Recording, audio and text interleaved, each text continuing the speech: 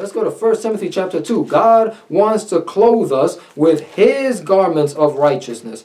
1 Timothy chapter 2. 1 Timothy chapter 2, and let's read verse 9, talking about clothing, talking about garments, talking about apparel. It says, in like manner also that the women adore themselves in modest apparel. Now remember, in Isaiah chapter 3, the women, the daughters of Zion, God's people, they were not clothed in modest apparel. They were with all types of ornaments, with all types of fancy clothing, expensive extravagance, all for gratification of themselves. Here, God says, in like manner that the women adore themselves in modest apparel, with shamefacedness, sobriety, not with broided hair, or gold, or pearls, or costly array, but which becometh women professing godliness unto all good works. So how do we profess godliness, especially women, but this also goes with men? How do we profess godliness? By dressing modest, without fancy apparel, without the gold and the pearls and the costly array. God here is saying, he's saying the difference between the worldlings, the world influence, and the Christian influence. When you're a Christian and you follow God, you put on modest apparel because watch this. When you dress like a harlot, people are going to think you are a harlot. Men, if you dress like a lazy bum, people are going to think you are a lazy bum.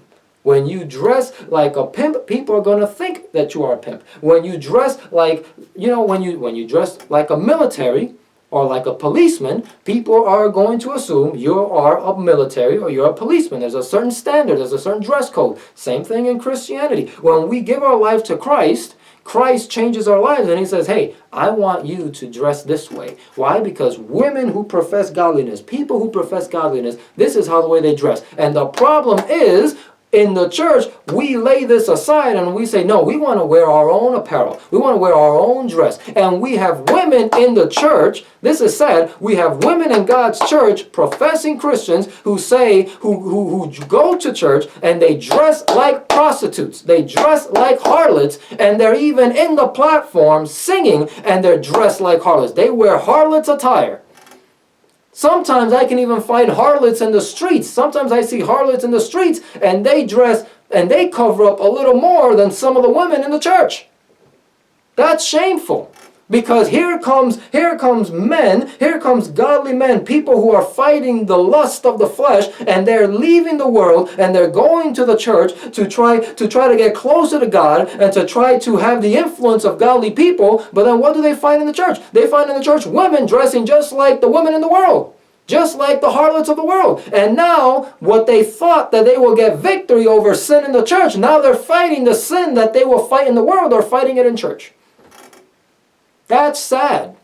That is a sad condition. But what do we say? Oh no, God doesn't care about what we dress. The Lord knows my heart. Same thing with guys. Hey guys, sometimes we like to wear tight clothing. So the ladies we can show our muscles. They can see our muscles. Forget about none of that. We're not coming to church to please or show off to somebody. We're coming to church to worship God, and there's a standard of dress to be followed. You can even go to 1 Peter chapter 3, verse 3 through 5. Peter talks about the same thing. Not with gold, not with stones or pearls, but women, Peter says, to dress modestly, because the holy women of old, that's how the way they used to dress.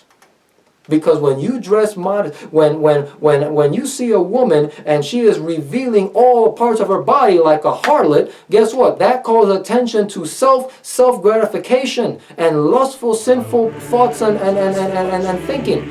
But when you see a woman dressed godly, dressed modestly, it calls attention to God.